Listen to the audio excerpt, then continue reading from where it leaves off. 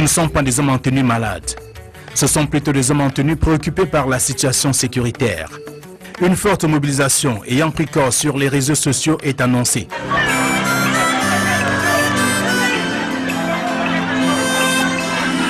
15h ce dimanche, devant les locaux de l'hôpital La Quintini de Douala, la mobilisation est effective.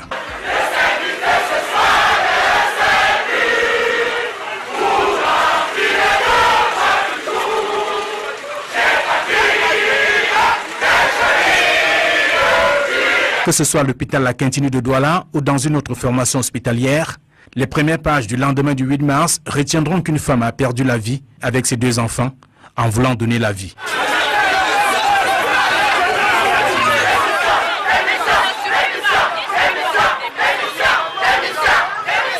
Au lendemain du drame, survenu à l'hôpital La Quintini de Douala, des centaines de Camerounais ont répondu à l'appel à la mobilisation sur les réseaux sociaux. Vêtus pour la plupart de noir, signe de deuil, certains ont brandi des mouchoirs blancs, d'autres portaient des bougies pour rendre hommage à Monique Koumaté et ses enfants, décédés dans des circonstances troubles.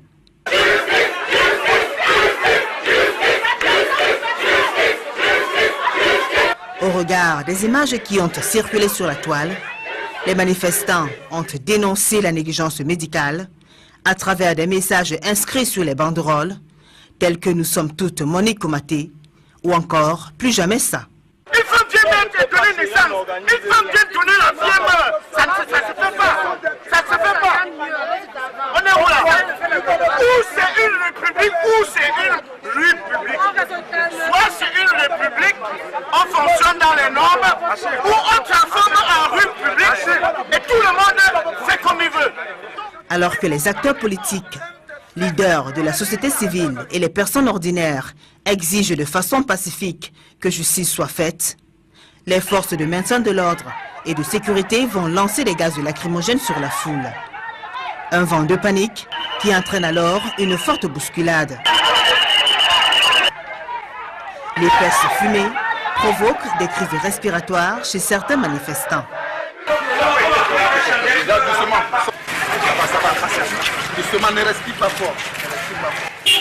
D'autres sont pris en chasse et perdent au passage leurs chaussures.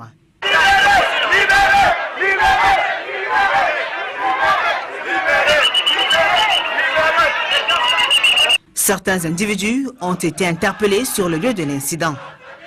Les autorités administratives ont appelé au calme en attendant les conclusions de l'enquête.